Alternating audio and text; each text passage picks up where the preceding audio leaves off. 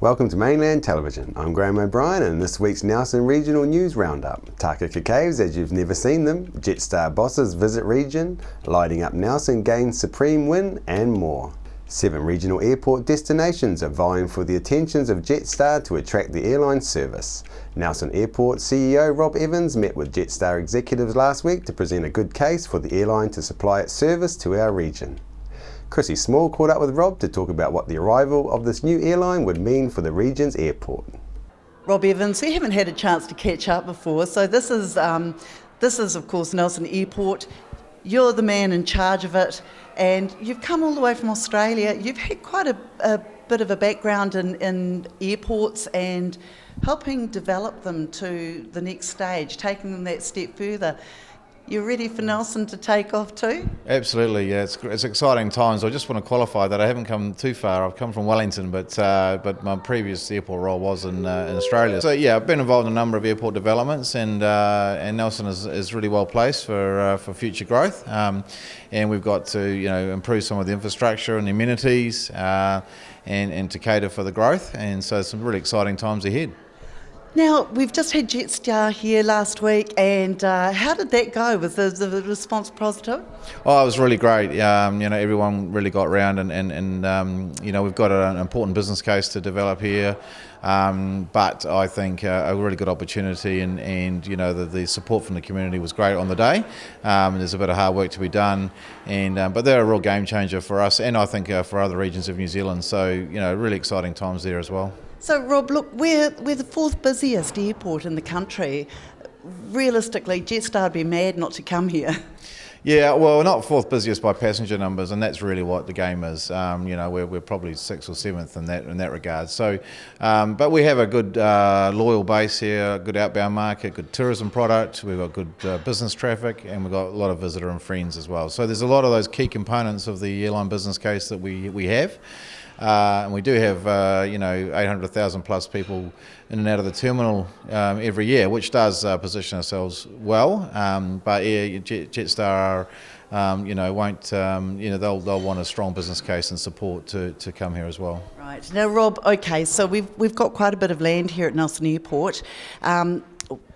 If Jetstar come, we've also got other companies coming. It's going to make us a really busy little metropolis. So, expansion, what are the plans? So we've currently got architects and project managers on board to review the current facilities that we have. We certainly need to grow the terminal size.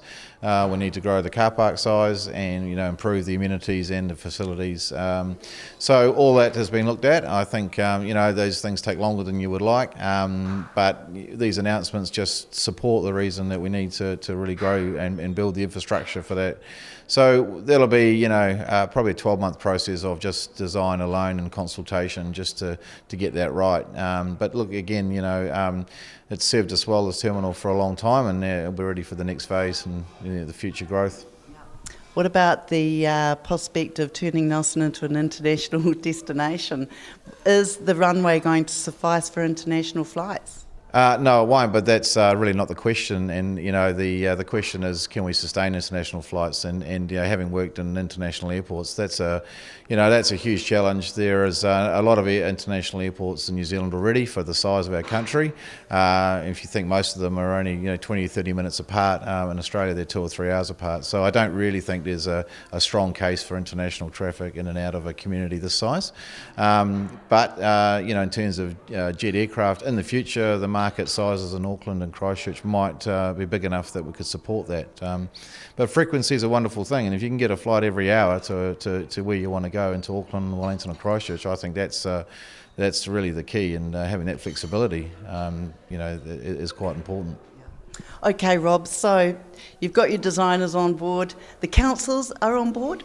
Absolutely, yeah. No, they've been great. I think we're still early days. We haven't really shown too much for them to be worried about. But the board are very supportive, and I've got a clear mandate, and so we're just going to push on and get the plans done.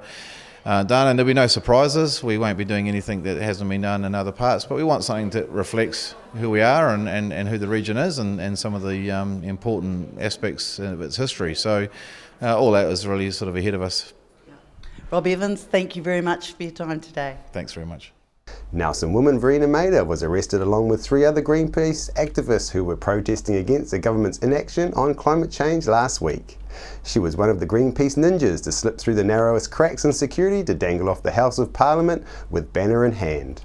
Verena and her partners in what is considered to be a crime, Jono, Avi and Jeff, hit New Zealand and international media hard last week after pointing out serious security deficiencies by evading security to shimmy up the side of Parliament House and onto the roof.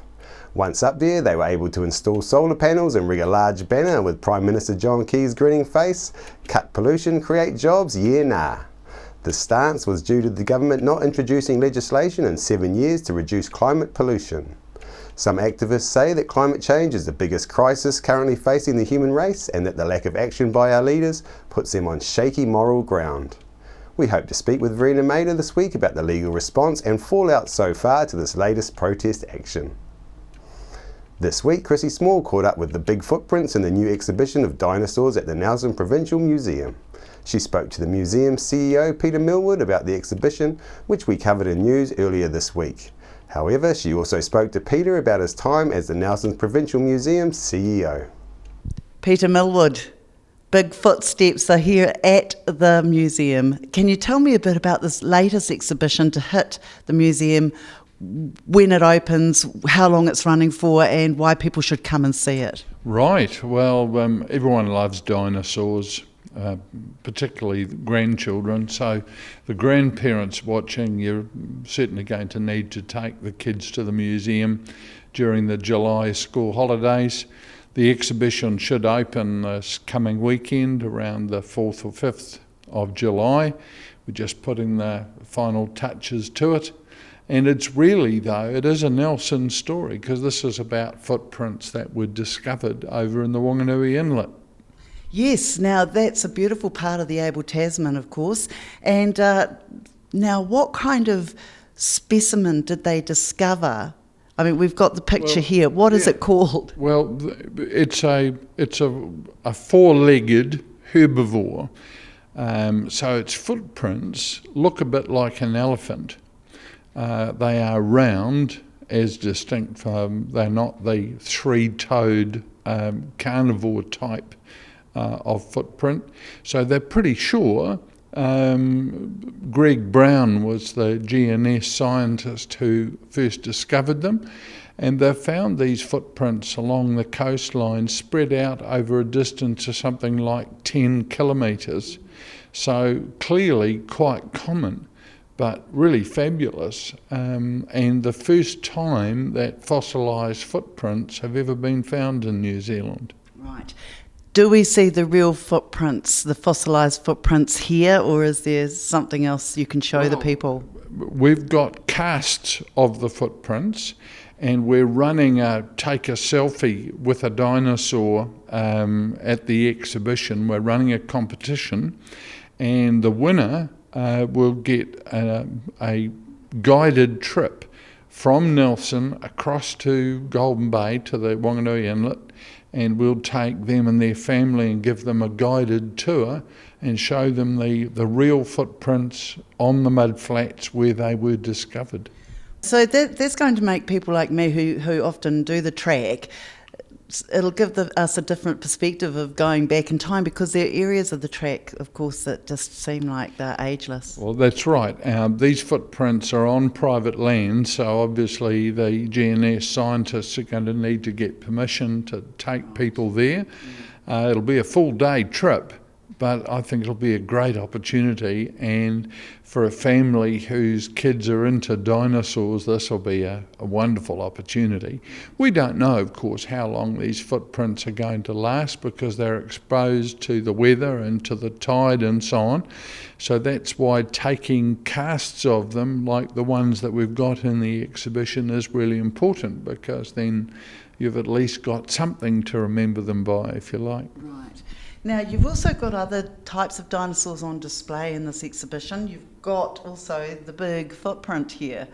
Well, yeah, I mean, if you want a big footprint, you can see the one from our local dinosaur, if you will, is about the size of an elephant. And my guess is that if you extended the neck of the elephant it's a brachiopod or a sauropod type dinosaur, that's what it would have looked like, about the size of an elephant. But if you want something really huge, this enormous footprint on the floor came from Argentina, and that's a dinosaur about 14 times the size of an elephant. You know, maybe 30 to 40 metres long. Yeah. And that's absolutely phenomenal. That's half a rugby field. It was all happening at the Tasman High School squash tournament in Nelson this week as teams battled it out to find out who was the best of the best. I went and spoke with the president of Marlborough Squash Inc., Nick Dunn, about this Wednesday's tournament held at the Nelson Squash Courts. Nick, you brought quite a big squad over from Marlborough. Can you tell us a little bit about it, please? Yes, we've got 5 boys teams from Marlborough Boys College and another 3 teams from the Girls College. So quite a large squad. We arrived in 3 minivans this morning on force. And most of our players are beginner squash players, and they are experiencing their first tournament or first time playing for the school. So this is a really nice taster for them in terms of secondary school squash, and what they'll get out of it, who knows, but they'll have fun. A young lad called Quinn Udy that is knocking on the door of A grade at the age of 16 at the moment. Quinn is a very talented player and certainly ranks in the top 10 in New Zealand at an under 19 level. Having said that, we've got a couple of girls that have come over, and with the Marlborough Girls College A team, they are in a position to actually be in a draw against the boys. And I predict, it's early days, but they're seeded second. That's probably not quite realistic when it comes to men and women playing squash. Grading points is different from performance. So I think that they'll potentially get third today, and they definitely are showing the boys that there's some pretty polished athletic squash going on. Oh, that's quite amazing. So you've got the girls playing against the boys, is that correct? That's true, and 2 of those girls have been shortlisted into a New Zealand secondary school squash squad, and that squad is opting or trying to get selected to play for a New Zealand secondary school team. That team will be selected at Nationals, and that's a team of 5. So we have 2 girls that are in a shortlist of potentially 10 players that they may or may not make that trip in that team. We also have Quinn that's also got a spot pending in that team as well. So to have 3 players from Marlborough competing against, together at such a high level definitely means that Marlborough pretty much punches slightly above its weight in the squash circles. I'd say so. It's quite outstanding, and we'll look forward to the results and the future. It's quite a promising future for such young players. It is good for them. It's good for Tasman as a whole. There's a lot of talent from the Nelson side of the hill as well, and squash is strong at the top of the south. It's a sport that we do well in, so good luck to the kids involved. Amelia, you play for New Zealand, you play with the silver fern on your shirt. I mean, at a young age, how does that feel? It feels really good, and like you've trained to get there and you got there, so it makes you feel pretty good and proud to be from New Zealand. And how much training does it actually take to be the top in New Zealand? Quite a lot, every day, mostly. You're talking about every day for how many hours? Mostly, I've just trained for an hour or so a day. A lot, yeah. And today you're playing against the boys. Is that sort of a bit out of your league, or do you feel like you can hold your own? I play them in sometimes in inter-club back some nights each week, and they run, but they play tough games. They play harder, so it's a good game when we play. And you think it helps your game against the other woman when you're playing against the men? Yeah, it makes you run more, and it makes you think quicker. And Amelia, thanks very much, and congratulations on everything, and I hope you do well now and for your future games. thank you. A new Nelson event has won the top award in this year's Trust Power Community Awards held on Monday night. Light Nelson was named as this year's Supreme Award winner and will go on to represent Nelson at the National Trustpower Awards. Light Nelson's dramatic light-based installations transformed the Queen's Gardens After Dark for 3 nights last year, and although the weather wasn't working in the event's favour, it was a huge hit with the crowds, especially the last night being the driest, drawing the largest crowd of the event. With funding of $150,000 allocated in the Nelson Council's long-term plan, this event will now run for 3 nights in total to help buffer for bad weather on 1 or 2 of the nights. The dates set for the next event are 8th to the 12th of July 2016 to help make it easier for people to plan their holidays to Nelson for the event and perhaps stay in town for a few days before going skiing. A wedding competition offered a ray of hope in an otherwise difficult year for the winning couple in the Dreammaker wedding competition. Their dreams came true last Friday when marriage celebrant and competition organiser Terry Everett was at Nelson Airport to break the news to the couple. Terry Everett, the Dreammaker. Okay, so today is D-Day. We've got 3 couples who were finalists, and you've decided, or it's been decided, who the winning couple is. How was this decided? Well, we went through People's Choice to get the public engaged, and that was really important, but we made that very specific that it wasn't actually going to be the final decision. So once we picked the final 3 through the People's Choice, we then had a panel of judges. So yeah, that was very exciting, very, very, very difficult because they're both brilliant stories, all 3 of them are very beautiful stories, and very real lives, and so, you know, we're changing their life. It's, you know, we're waving that magic wand for one couple, so it was a very hard decision to make. Right. Okay, and who are these panellists that decided the outcome?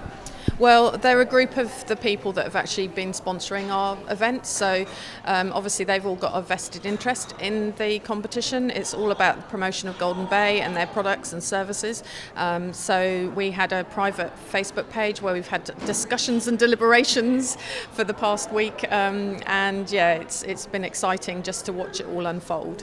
So we're here at Nelson Airport, and I believe the lucky couple are coming down here, and they have no idea what's about to hit them.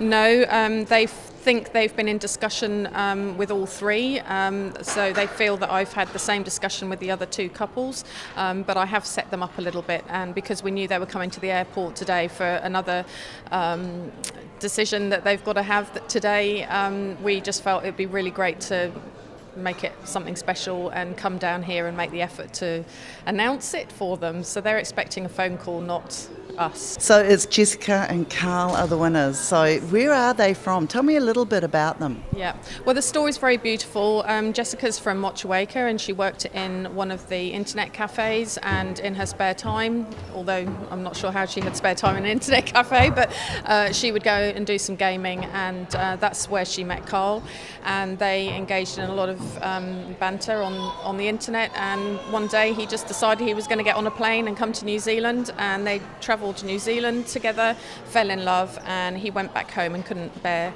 being away from her, so he came back, and this is where he lives now with her, and they've also had a child since. And their story's quite touching because they were planning to go back to America from where he came from to have their wedding. It was all planned, and then she got some very terrible news that she had cancer, and she wasn't able to fly. So she's had treatment for that, and we're praying today that she's going to get the decision that, you know, it's all been cleared, and she's just going to it's just going to be a blow away day for her. I pray for that. Yeah. So today she's off to find out the results, but before that she's going to find out the really good news, isn't she? Yeah, and it'll give us something different to think about on the plane, won't it? So yeah, it's going to be exciting. Well, I wish you the best of luck, and of course the winning couple, and we'll be there to film the whole thing. Yeah, well, thank you very much again for your support, and thank you very much for all the sponsors and amazing amount of people from all around the world who've engaged in this conversation on our Dreammaker Facebook page. It's just been incredible, and that's what it's all about for us as promoting our region, is to get it out there in the world. So it's been absolutely fantastic. Very well done, Terry. That's fantastic. Thank you very much. Chrissy Small was with Terry at the Nelson Airport waiting for the unsuspecting couple to arrive for a round trip to Christchurch. We're just sneaking up on the lucky winning couple right now. Terry's leading the way.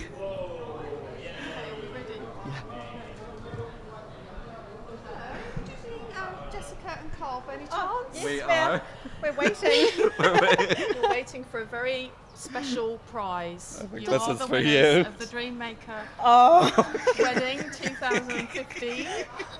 And we've got a wedding to plan. On the 5th of November. That's so exciting. I don't even think I can deal with it. No, we've been so nervous. We've been like, Come and give us a hug. Oh, yes. thank you so much. I'm Terry, by the way. Yeah, I'm Jessica. Hi, Jessica.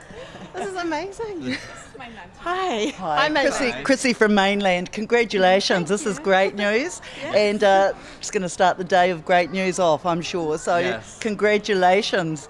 How are you feeling? Oh, Good. elated. Yeah. It's the most incredible thing that's ever happened. Yeah. And it's our anniversary of when I first came over to New Zealand too, today. Yeah, Today. it is. 6 years. Lucky 3. Yeah. Yeah. Wow, Yeah. that's incredible. And Yeah, it so much to think about. It is. I know. Lots of planning Yeah, now. people to invite and Yeah. things to plan and So many people yeah. to tell, and Yeah. wow. I'm just overwhelmed, really. Yeah, really Yeah. overwhelmed. You didn't have any inkling this was happening today? We hoped it was. But we had weird dreams that it was. yeah, our but, minds have taken we- us to some weird places. Yeah, we didn't want to. like, yeah, we didn't we want to didn't get want too to totally excited. believe it. But yeah, This is fantastic. we can believe it now. Come on, a big lovely kiss. Oh, this is fantastic. Well, congratulations. We're so rapt for you. Terry, well done. Well done to them. Thanks, They've been Terry. absolutely Thank you so fantastic. Well much. done. Terry, how long has this taken to pull this whole competition together? Oh, from conception, goodness me, probably about 6 months, I think. Yeah, about 6 months. But the final bit of it's been a month. Yeah. How many couples in the end actually applied for this competition? We had about 18 couples apply, and we put 11 through Right. because of their stories. Yeah. Yeah. So the stories were what won the day? Absolutely, the stories won the day. Also, having the fella here putting so much effort into Facebook and communicating with people around the world, which was really amazing, wasn't it? And it was all about the banter. It's all about the promotion, obviously, of Golden Bay and the Langford store. So that was really important to us as well. So yeah, it was exciting. Well, congratulations, all three of you. You'll all be there on the wedding day. We certainly will. November 5th. Yay! Great. Thank you very much. you. And now we'll leave you with a man who goes to places that many of us could never imagine going. Kieran McKay is not a small man, but he manages to squeeze himself into some very small spaces in an effort to discover caving systems around our region. Mainland interviewed Kieran last year about the Bulmer Cave system in Mount Owen, which is the biggest cave system in New Zealand. And now we have a video and film edited by Kieran himself describing one of his latest journeys discovering the water supply system under the Takaka Valley that leads to Pupu Springs. There must be a way out underneath the valley to that huge big cave that sits out there and drains out to Pupu Springs. And it's that route that I want to try and find. This week's project is a dive in Spittle Springs. Spittle Springs right here on this lane here. Walshy Cave's less than 100 metres long. So very easy carry to the sump. The only issue with the cave is it's got a whole series of crawlways and squeezes to actually get into the sump. So even though the carry is a bit of a bitch, that's okay. Yeah, a few crawls, squeezes. The hard part's probably only 30 metres long, but it only took me an hour. It took me an hour to get my gear out of the cave. 2 carriers to get the gear in, did the whole lot in one go on the way out, so I was dragging 5 packs out of the cave. It was certainly one of those things that, you learn patience, a lot of patience, trying to haul all those packs through those squeezes. I had to laugh. It was really crazy, really crazy. But from Walshy Cave, we're looking at about 400 metres of diving until we get to the connection area to Totra Cave. So quite a lot of diving. Once I actually got into the water, the sump was really tight. I couldn't actually fit into the sump with my bottles on, so I had to push my bottles in through this little tiny hole and then wiggle in after them with about an inch of airspace into the little chamber, then put my bottles on and start diving. Yeah, so the start was pretty intense, but after that, it just, Martin, man, what an amazing discovery. I was just blown away. Beautiful, beautiful diving. Some of the passages were low and wide, some of them were nice and big and round. Yeah, it was very, very pleasant. Very strong current, swimming upstream against a very strong current. Had to go through a rock pile, a bit of a wiggle between some boulders.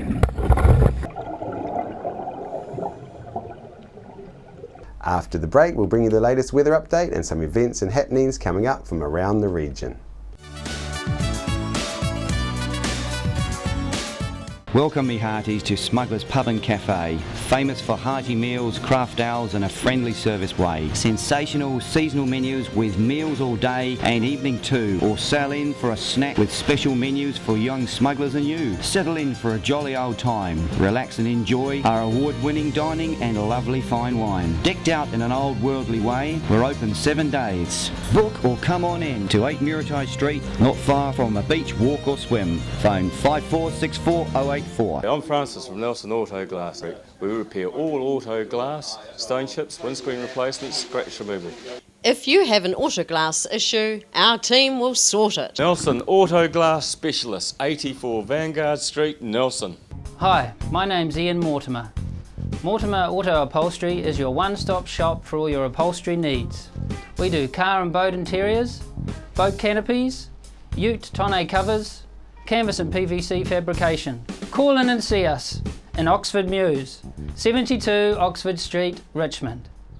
We're the team at Jaycar, right here in Nelson, 120 Hardy Street. Our shop is full of electronic items, including security alarm systems, electronic components, solar and power, electronics toys,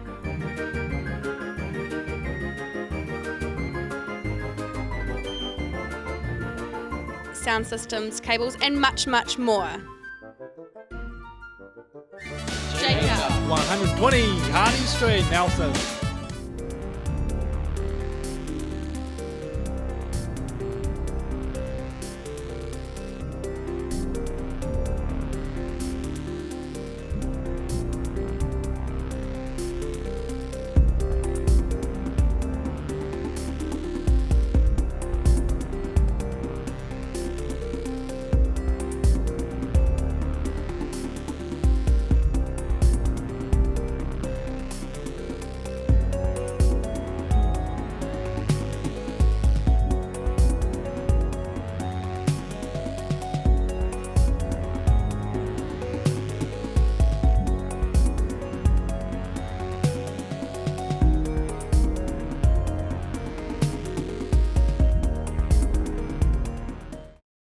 Stoke Seniors Hall has something for everyone this month, starting on Wednesday the 8th of July. Come and listen to some great music from Sun City Ukes, starting 1:30 p.m.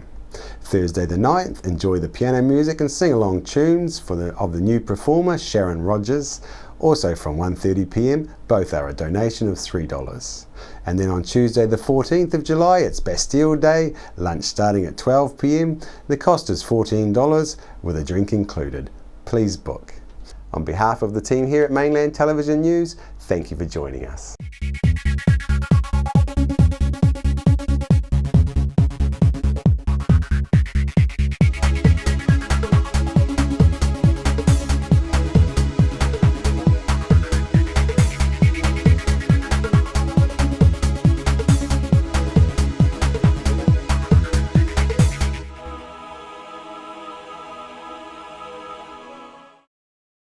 Supporting local content so you can see more of New Zealand on air.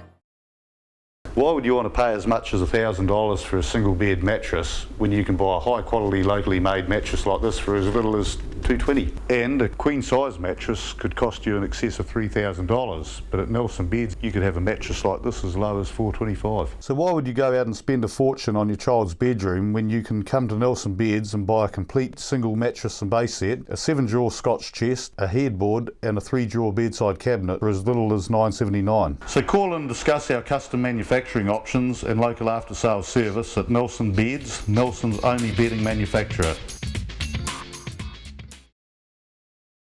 Nelson Tire Center. Great prices, great service. Buy your own Bryford trailer, all types, all sizes. See Colin Douglas for your tires and batteries.